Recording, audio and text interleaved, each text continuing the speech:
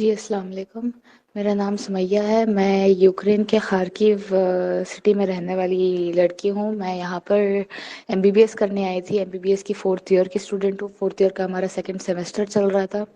वो टाइम पर मीडिया में काफ़ी बहुत कुछ न्यूज़ आ चुकी थी कि रशिया के हालात ख़राब हो रहे हैं, यूक्रेन की तरफ बहुत कुछ हो रहा है। हमने अपनी यूनिवर्सिटी से काफ़ी रिक्वेस्ट करी थी कि हमारी यूनिवर्सिटी की क्लासेस ऑनलाइन कर दीजिए, क्योंकि यहाँ पर अटेंडेंस बहुत इंपॉर्टेंट होता है।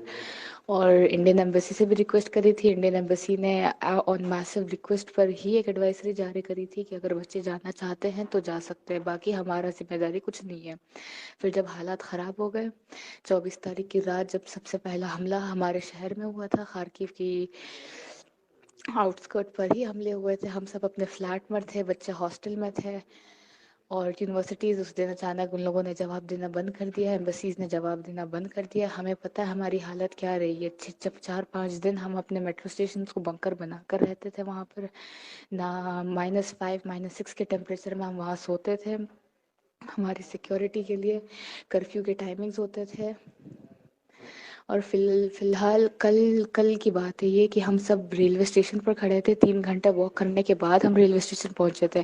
करीब 2:30 के टाइम पे हमें एडवाइजरी आती है कि इंडिया से कि खार्किव के बच्चों को 6 बजे तक खार्किव खाली करना है। कुछ इलाकों का नाम दिया था, जिसमें से एक का नाम पिसोचिन है, जो खार्किव से 30 किलोमीटर की दूरी पर है।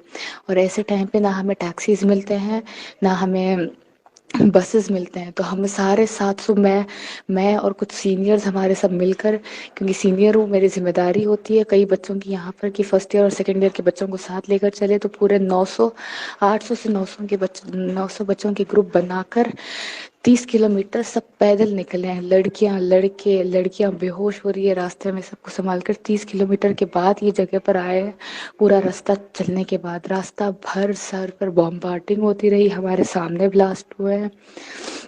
बट ये एक अच्छी बात है कि हमारे साथ इंडिया का जो फ्लैग था उसने काफ़ी इज्जत दी है हमें, सही से हम निकल पाए सारे रास्ते। और अब लाकर यहाँ पर एक इंडियन अकोमोडेशन पर रख दिया, जो बोलते हैं कि इंडियन एम्बेसी की तरफ से। और आज यहाँ पर इनकी अलग पार्शलिटी शुरू हो गई है। ये यहाँ से बसेस अरेंज कर रहे हैं बॉर्डर तक पहुँचाने के लिए, और हर बच्चे से पैसे लिए जा रहे हैं। जो उनके एजेंट के बच्चे हैं उन्हें $200 लिया जा रहा है, और जो उनके एजेंट के बच्चे नहीं हैं वो उनसे $500 लिया जा रहा है। और इन्हें सिर्फ कैश चाहिए, ना ये अकाउंट पेमेंट एक्सेप्ट कर रहे हैं, ना किसी तरह का कोई पेमेंट एक्सेप्ट कर रहे हैं। हमें नहीं पता खाने के लिए 48 घंटे बाद हमें खाने के लिए भी वो खाना नहीं होता है। मैंने वो भी दिखाया है आपको। देखिए, हमारे यहाँ से निकलने का कोई रास्ता बनता है, हमें नहीं पता हमारा क्या होगा। यहाँ इनका कोई रिस्पॉन्स नहीं आता है, कुछ नहीं आता है। बच्चे भूखे हैं यहाँ पर, 2-4 दिन से सफ़र करते, 12-12 घंटे पैदल चलकर जैसे तैसे अपनी जान बचाने के लिए निकल कर आए हैं। हमारे हम सीनियर होने के नाते हमारे पास बहुत ऑप्शन होते हैं निकलने के, लेकिन हम अपने जूनियर्स को छोड़कर यहाँ पर नहीं जा सकते। हमारी उनके सर पे उनकी भी जिम्मेदारी होती है। उनके माँ बाप हम पर भरोसा करते हैं। तो मैंने तेलंगाना एम्बेसी को मैसेज भी किया था मेल पर कि यहाँ के हालात बहुत ही ज़्यादा ख़राब हो गए हैं, प्लीज़ हमें खार्किव से निकाला जाए पहले। ये लीस्ट वॉर एरिया से बच्चों को निकाल कर कुछ नहीं होता है। सबसे पहले खार्किव से, कीव से और सुमी से निकाला जाना चाहिए था। लेकिन नहीं, अब तक अगर हम यहाँ फंसे हैं, बच्चों को पता है ये चीज़ कि हमने क्या क्या देखा है, क्या क्या सुना है।